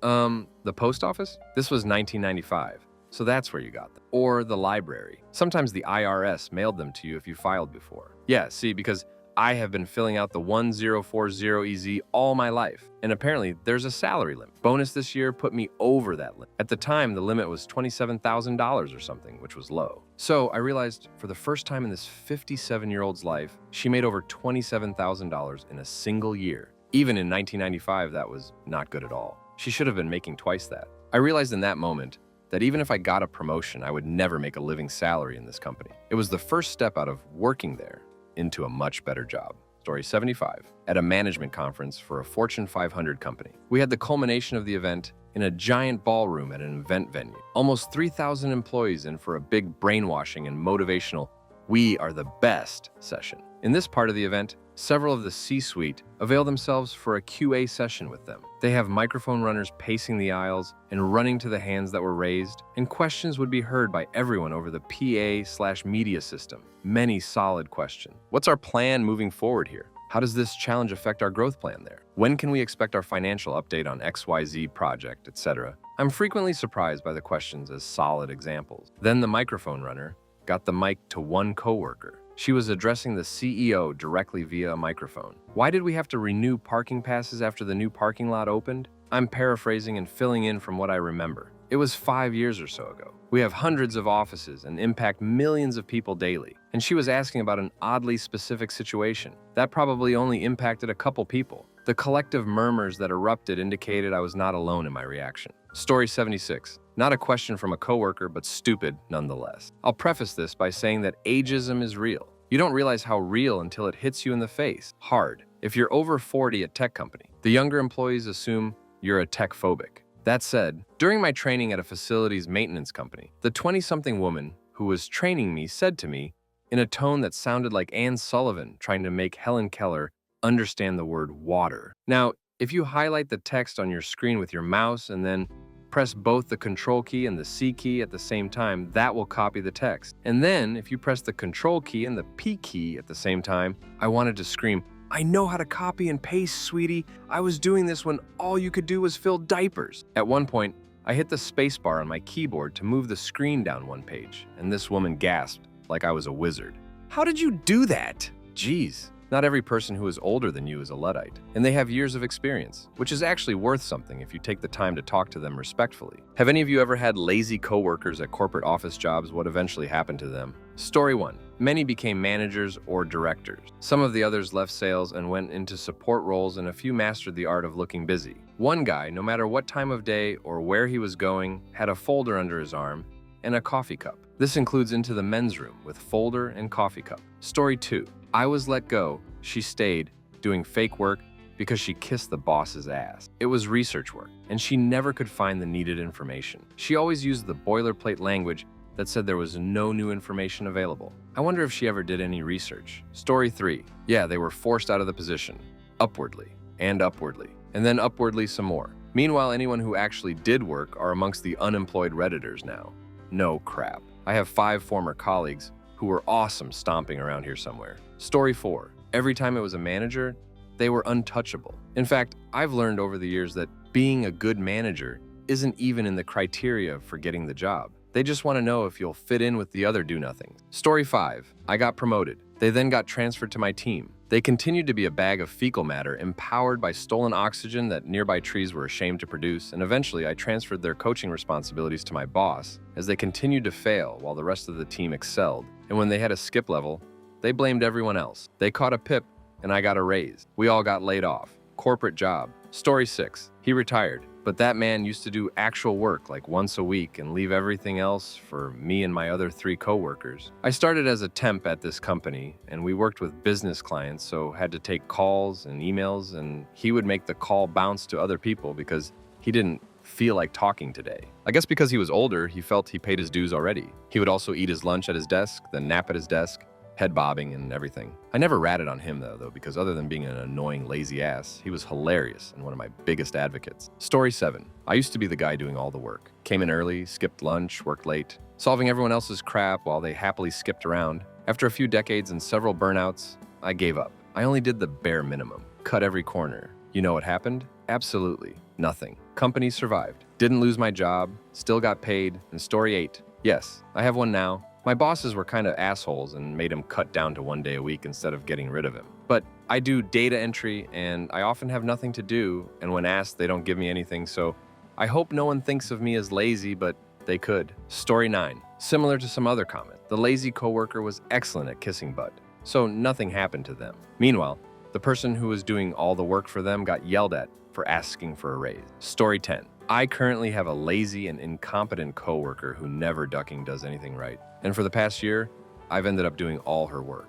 My job is a startup, and they don't seem to understand the concept of paper working someone out. which is unfortunate because I know they don't want her ass there. I'm miserable story 11. Supervisors, GMs, HR, and so on know who ducks around. They aren't stupid, they just pretend to be. The reason they often stay safe is because they like them or they're somehow benefiting with them around. Legal reasons are another possible motive. Story 12. Dealing with it right now as a manager. Guy constantly watches other people work. I'll tell him to do something, he does it until I walk away, then sneaks off. I put him on notice yesterday, I find him not working, I'm writing him up. 3 write-ups and he's fired. He swears he needs the job. Well, it's in his hands. Story 13. I had one who was horrible, and while she was bright, her greatest ability was to find a boss who liked her so much they would overlook it. I met her when she was in another department I would interact with. I found her lazy and unreliable. There were instances in which she didn't get things completed and over to my department, and then I'd get yelled at because I didn't get my part done. When I found out she was coming over to fill an open position, I told my boss I was uneasy. I told my side, and the response was,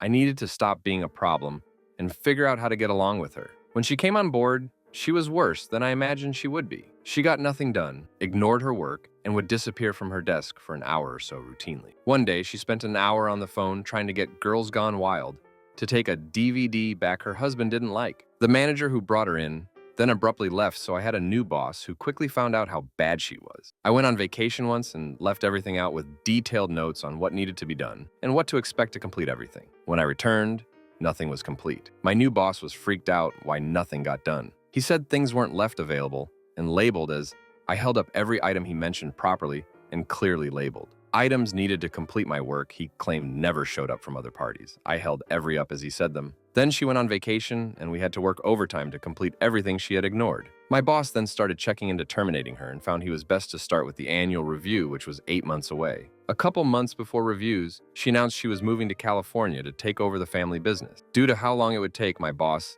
decided to give her a mediocre review because time and effort to terminate would take too long. She still stayed for most of the year. In the end, she left on her terms. Story 14. You're mostly going to get stories from people who have a bad story to tell. In the past year, I've fired 2 very lazy people from my organization. We recently had layoffs, and I made sure the 2 least competent people in my VP's organization got laid off. I feel like my job is to do whatever I can to keep the good ones. Story 15.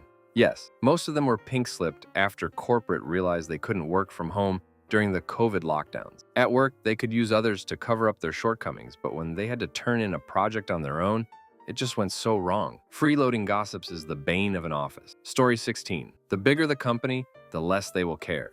At major corporations only care about not getting sued. They will do nothing for years, knowing you'll make up the slack and hoping the problem takes care of itself. As a manager, I've seen this play out multiple times. The more status protection the coworker has, the more likely the lawsuit, the less likely the firing. They will talk on and on about pips and poor reviews, but in the end, take the path of least resistance. For them and the company, not for you, of course. Story 17. This is why I never do more than what is required at work. When I was in my teens, my boss tried to keep me for 2 hours past closing, saying they didn't book additional people. I asked, am I going to be paid overtime? He said, it's for the company. I laughed and got my stuff and went home. Story 18. I have seen lazy but very good at corporate politics. This is when I have learned that results and talent are not the only way to climb the ladder. I have seen someone very lazy using people's work and talent and attribute their results to himself with his brilliant talent of putting corporate in his hypnosis of Fug Adzi. Story 19. Friend of mine brags about being the lazy coworker,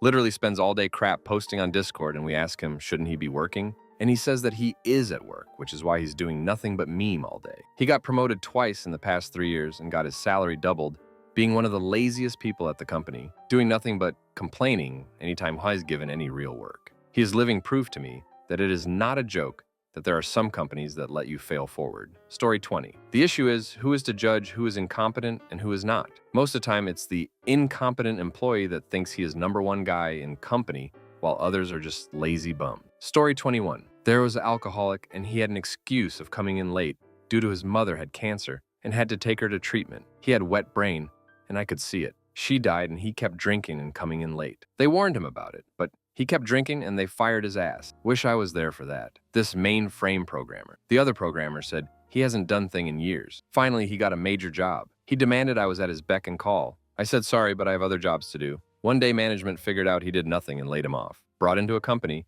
and they said they are losing money. They said it was the field engineers were not doing enough calls. After looking over their system, I found out that customers didn't pay on their contract, but when the computers broke down, they called. A field engineer was dispatched and fixes their problem. Then they would send a bill for TM, which they blew off. I told them their problem is with, you don't know the status of your contracts. Let the field engineer go over all the contract to see which ones were in past due. They responded with, so you guys have nothing to do. I was laid off, but I'm sure they figured out what was going wrong. Story 22. I had one that I would have to clean up her messes when she was out of office, or in general because she sucked. I didn't say anything for a bit, thinking she just needed help and our work was new to her. She started submitting my ideas and work and passing it off as hers, and was found out when she couldn't explain or answer questions pertaining towards it. She started to get wrote up for not doing her job duties and eventually quit before she was fired. I was rewarded for my hard work by bonuses and pay raise and a promotion less than a year later. Story 23. I have had several coworkers who didn't want to do something and passed it to me. I have had such awful managers that I have no trust in telling them anything, and so I begrudgingly did the things because I like getting things done. Those same coworkers either never helped me out or ended up throwing me under the bus. I will never again do that. Story 24. If you work a lot, you make a lot of mistakes. If work only a little bit, you make only a few mistakes. If you don't work, you make no mistakes. If you make no mistakes, you get promoted. Story 25. In my experience, they ended up keeping their job for the most part because they put more effort into kissing ass than doing their actual work. At the very least, those companies that I've worked for ended up shutting down or have a high turnover rate due to poor management in general. In my current job, there's one person and they happen to be in a high supervisory position. Allegedly, they weren't qualified for a junior or mid position based on initial screenings. However, they literally got handed a higher position job due to someone else bringing them in. Nepotism 101. Gave them the benefit of the doubt for about 9 months, and there were no improvements made. Over a year now, and there's even less effort. Extremely frustrating things that I've had to do because of their incompetence was read emails out loud to them that they were tagged in, fix their mistakes in regards to work and client meetings, have to constantly remind them of said meetings and deadlines, etc. This is all on top of not doing any hands-on work themselves, but just attending meetings and doing the daily scrum with the team. I have zero issue with anyone else I'm working with, except for this lazy ducker who gets paid more than me to do not even the bare minimum. Story 26. I've seen it a few times at corporates and hated it. The political ones did a minimum job so that they could use their spare time to suck up to the boss's boss and get promoted by doing special jobs for them. The others spent all their time socializing so that all the plebs told management they were great. When I was a director, I fired them straight away. But my CEO protected a few of them on special projects because he enjoyed their positivity. He really truly believed they were talented people, even though it was the obvious to me and others that they were lazy duck-ups. Story 27. She watched Netflix on her work computer a lot. Her boss didn't give her a lot of work and she didn't have the initiative to find more. As long as you did the work you were assigned and didn't make too many mistakes, it was really hard to get fired. Story 28. He was the most senior person in the team I was hired to manage. He'd been with the company 30 plus years. Within 3 months, I'd fired him for incompetence and laziness. As far as I'm aware, he's still cursing me out somewhere. Story 29. No, management knew they were deadweight and did nothing about it. Instead, their work was spread to others. Most times, they either left for managerial positions in other companies or were promoted internally. Story 30. Nothing. They got away with everything. They kept leaving work early and the boss knew. They just collected information on them to be able to bring to the board as proof to fire them. This happened for months and they just quit on their own. My boss complained about them a lot, but wanted to be nice. Didn't help that they acted like a crackhead and annoyed everyone else. Then the boss threw an office party for them to celebrate, and everyone faked congratulating them for their next opportunity, even though they were so happy that the coworker was leaving. It was so weird. Story 31. I just learned that a lot of people that are competent usually get more work. You eat the pie and get more pie. This doesn't mean that you shouldn't do your work. There are people that are lazy but do their work just in less time. Or there's people that are not hard workers but are good at being good with other people. This usually gets you promoted. Story 32. My first boss. He got too comfortable and eventually fired in colorful fashion. I had no idea he was slacking. Everyone else knew it was coming. My first corporate engineering job after school. I definitely had my head down. Story 33. I had 2 coworkers who did literally nothing every shift. One of them would sleep and the other would watch anime and talk nonstop. We didn't have a supervisor on night shift, and the chatty one was super disruptive to me. I go to work so I can work, not to duck off all shift. I brought it to my managers who then asked me to take pictures and videos without my coworkers' knowledge or consent. I declined. That wasn't my job, and it felt ethically wrong. They then painted me as an uncooperative employee, made my life hell, and ultimately forced me to quit my job. The sleeping one got laid off when they restructured, and the chatty one worked there for another year after I left. Story 34. When I worked in a lab, I never had a manager that did anything. One came in at 2:30 and left at 5 p.m. I only remember seeing him work on anything twice in the 7 months I was there. My other supervisor sat in his office, read magazines, and talked to his international cyber girlfriend. Oh, and occasionally created more forms that had to be filled out each day. I'm not in the field anymore, but I concluded if you want to get paid to be a bum, a lab manager might be the ticket. Story 35. I worked in a nonprofit and had a supervisor that we all were sure had another job. She was only in the office for about an hour a day. We were sure she would come into our job for an hour or a meeting, then go to another place and do the same thing. When it became problematic and we would ask for leadership, she would just say some version of, "If I have to manage you, you are not doing your job." Okay? Story 36. Of course, I knew that coworker. It's me. I made several automations to do my work, a library of templates, and had some AI tools to do half my job, so I can finish everything in 4 hours or less per day and do whatever it is I want to do for the rest of the day. As for how I am doing, my boss sees the projects are being finished on time and bug-free. It's an okay story. 37. I had a lazy manager on the job. Had work piled on me and another coworker whom this lazy manager manages. The associate director didn't like him much, as well as the boss, another director. But somehow in the process of HR, the director got fired and the associate director decided to quit. The lazy manager one, I guess. Story 38. At my last job, I had a coworker that hardly got any work done, and all he did was about my work instead of doing his own. When I went on vacation, he didn't get any of work completed and managed to convince the boss that it was my fault that he didn't complete the assignments and make a release. Story 39. Put on a PIP, one got laid off, one left. But their laziness was well known and not tolerated by management/leadership of the team. It took a while for both because their direct managers were either enamored, conflict averse, or apathetic. Oh, that's just how millennials are. Story 40. I had lazy coworker, all he did was draw, but the company went out of business. So we all got laid off, and I learned that he and him were no different.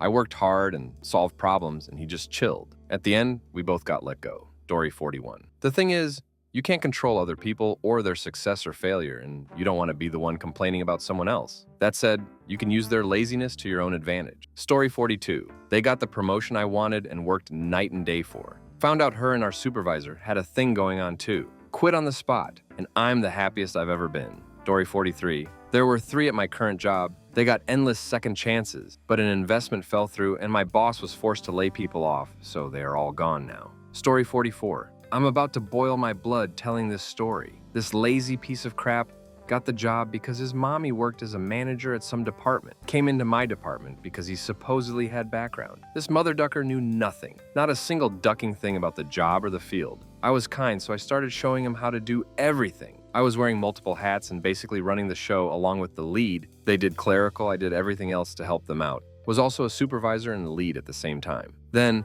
this lazy duck starts slacking off, spending all his time talking, instead of doing his work as a trainer. So I have to pick up his slack, because he would just disappear or not show up. He probably was there 50% of the time. Got worse and worse, so now I'm staying an hour past my shift to clean up and finish up all the work with the lead. At some point, he started snitching on his friends and throwing them under the bus. They also realized I was doing his job and mine, and the supervisor was enabling this. They all got prissy and said they wanted to report him. This was music to my ears. We draft a complaint letter, and me and this person set up a meeting with manager and supervisor. We tell them all the complaints everyone had, who was complaining, etc. We kind of ducked up because we tried getting them to sign it, but they wanted to say their part of the story. Anyways, management says, okay, we're gonna investigate. Every single one of those mother duckers, except for 2 homies, said that we were lying, that they didn't have complaints, that he does an amazing job. So now we look like ducking idiots. Nothing happens from this investigation. I accidentally said out loud he was useless, so he reported me and I almost got fired. Came back harder, and now I'm doing the work of 3 departments, including my own, and they also want me to start this whole new program for them that would rake in billions. I was able to do it, but decided not to, because I wasn't getting extra pay, recognition, etc. I started to plan on how to kidnap this kid. I know wrong, so I got help. Spiraled and quit. Turns out this ducking kid was now showing up 25% of the time, and some ducking, Hal became the mother ducking lead for the day shift. Even as lead, he still shows up 20% of the time, and he gets no crap for it. This dude was so ducking lazy that he would barely do any work and blame the lack of productivity on others. If he couldn't, he would get sick or be sick and go home early or not show up. I have never ever seen anyone get so much ducking special treatment for being the laziest piece of crap ever. He also was getting high on the job with others and giving others substances. Story 45. Oh yes, I have a colleague like that. He seems on the surface to be organized, leaves early every day, and always has an answer ready. I dread when he goes on leave. His planning is disorganized and sloppy. It always takes me a week plus to redo his planning and trying to figure out what is really going on in his portfolio, because what he has on record never reflects what is actually happening. I get a sense management knows this. In the past few years, all the difficult files have been moved under me. We had 4 different supervisors in the past 6 years. The current one is completely inexperienced and baffled by my colleague's files, so he doesn't even bother checking it properly. He tried to pin responsibility for it on me. I had to tactfully remind him that my colleague isn't under my supervision, but under his. It used to upset me when I saw how he gets out of any situation with his smooth talking and crap. I simply don't care anymore. Positive point is due to the unleveled workload, I get much higher bonuses at the end of the year. I keep quiet about it when he brags about what he gets out, but he will not be very happy if he eventually finds out. Story 46. I have an odd take/experience on this. I worked with a woman who I couldn't tell what on God's green earth she did all day. We had the same role, but supported different groups, so I didn't see exactly into her dad today. She gets rave reviews and eventually multiple promotion, while I'm busting my butt to get barely the same reward she did. I then move to a different role/team and become friendly with our former boss and ask him how she had so many people wrapped around her finger despite being what I thought was lazy. He politely gut-checked me. While I was busy all the time, she was far better at stopping problems before they began eliminating work far before it came to her. She work product was great on the first round. She had a better understanding of what our internal and external customers wanted and was able to provide it on the first go. That's where the value was and why she wasn't busy. I think there are people we look at being lazy can at times be below their ability level and can simply do more/better work than their peers in half the time. That kind of sucked to see firsthand. Story 47. Yep, and absolutely nothing happened to them. When I got hired at this company, they had a mandatory 8 weeks, can't miss any days training. Our trainer did nothing but gossip, throw potlucks, and have group lunches at Applebee's that ran overtime. Fights broke out all the time during training because everyone had the mentality of high schoolers when the teacher stepped out of class, except she was technically sitting right there. Well, about 3 weeks before the end of training, another major fight broke out, and she just said, "I'm not going to train y'all no more," and ran to upper management and said, "I need you to remove me from this class right now." To our surprise, they did, and she got to keep her job. She just wandered around the office, screwing around and ignoring us for the last 3 weeks of training, and they just tossed us on the floor and told us to figure it out. Story 48. Had a manager adjacent to me that would come in at 11 and leave at 2. When he was present, he mostly spent his time micromanaging the team, ordering them to do things they advise against, then blaming them and throwing them under the bus when what they said would happen did. He did this for over 5 years before he was demoted. He could have continued to only show up to work for 3 hours a day, but instead chose to rage quit. He tried to add me on LinkedIn a few years later when he was still job hunting. I declined. As an aside, I really struggled to work with him. He was aggressive and always tried to control me, even though he had no means to and frankly lacked the skill. His decision-making was infuriating, and he'd never listened to sense. Story 49. I worked with one and had one for a client. They both failed upwards.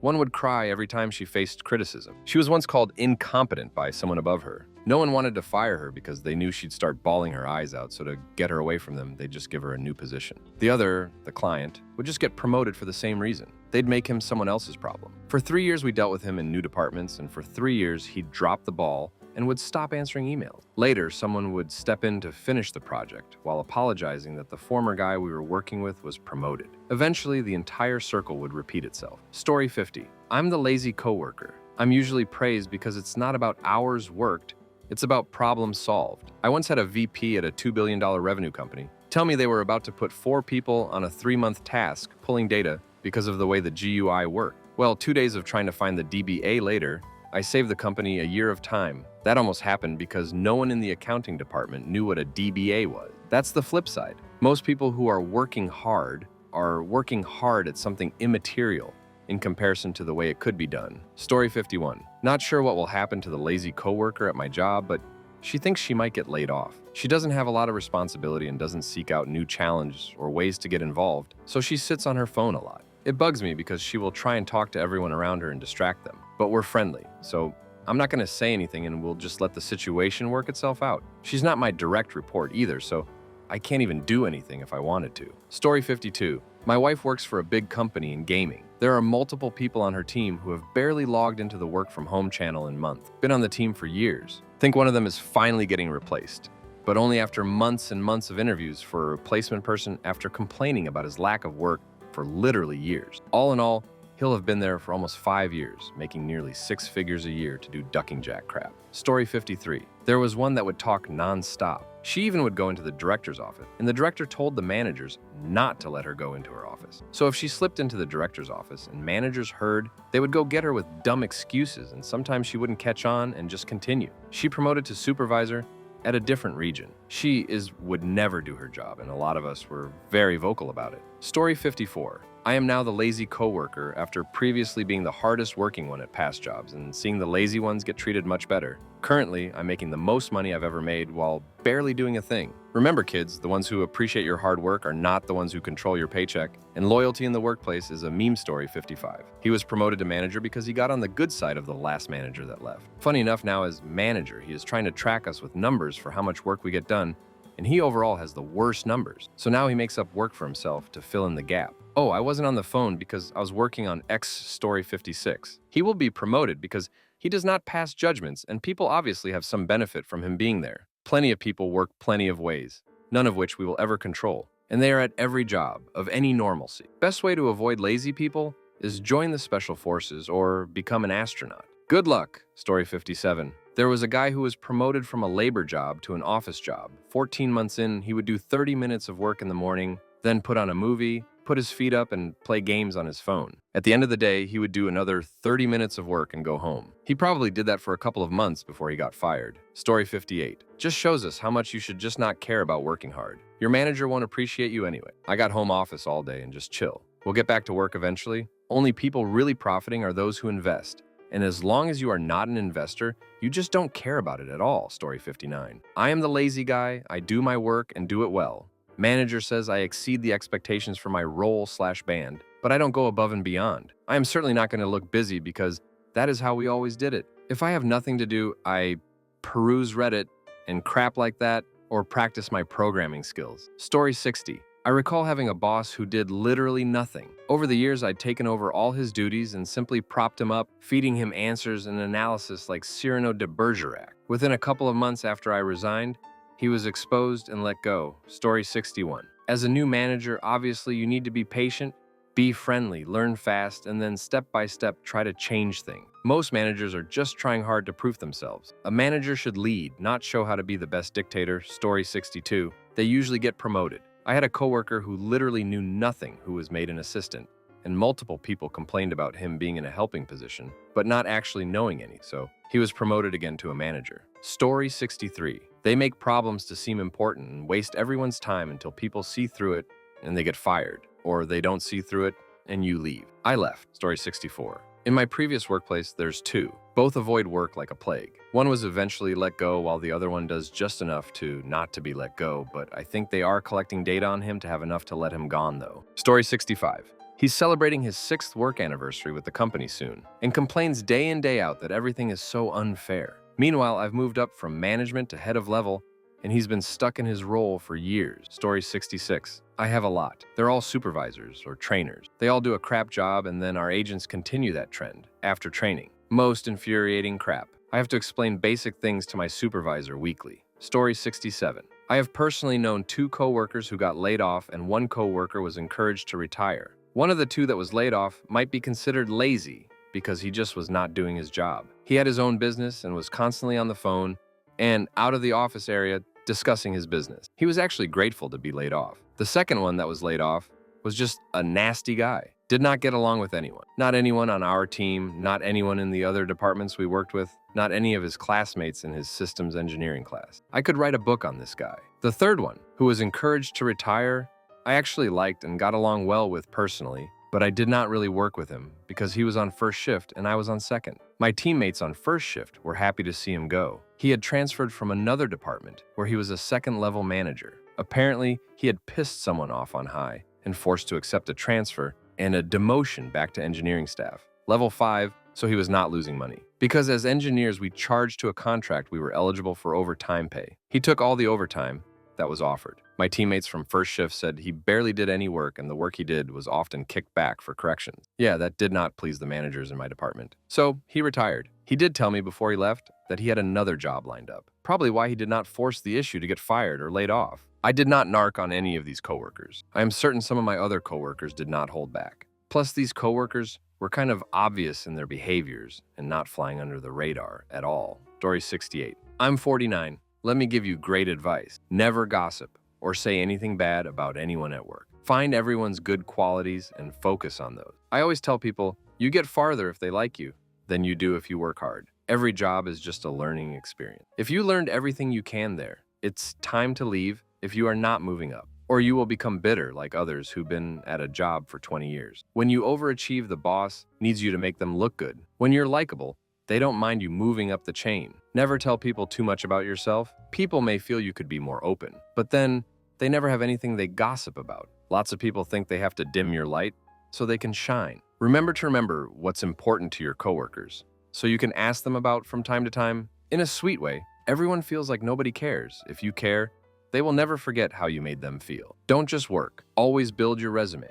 Even if you have a job, do volunteer work, a walk for charity. Because if the promotion comes, it goes to the person who does extra things for the community. Work is networking. Last, jobs will keep lazy people around because it makes others more productive based on how they despise that lazy person. Like a mind trick, and it works. Look at how many times you was working hard to prove you wasn't lazy like him. If you want a boss to care that they are lazy, or see if it's a mind trick, tell everyone when lazy doesn't work, we don't work. Make it look like they kept you distracted and they keep doing it. If the boss has a problem and everyone says lazy, keeps talking to me, and I get sucked in, they get canned. Story 69. I work for a car rental company. Location South Bay Area, California. We have people we called hikers. Their job is to drive cars from point A to point B. A good amount of hikers are older people. Being a hiker is a good job for retirees. Very chill. But I don't like young people doing this job. It may be an easy job, but you could do a lot more to contribute to society. We are this lazy young guy, super lazy, and just gets on your nerves by doing rude behavior. All the hikers in our area work for 5 hours a day. This lazy bastard found out there was a lunch penalty payout if he doesn't clock out on time. Made additional $24, we're not clocking out on time. Taught other people about this lunch penalty payout. Corporate got involved. Now all hikers can only work 4 hours a day. Congratulations, this lazy bastard lowered all hikers' paycheck by 20%. Now you might be thinking, how do I know all this? Well, that young lazy bastard told me what he did and the consequences of his actions. The first thing that came to my mind was, this ducking idiot. I need cars to be on my lot to rent out, or customers will get mad. Money is lost, time is wasted, blood pressure up. He has not been fired.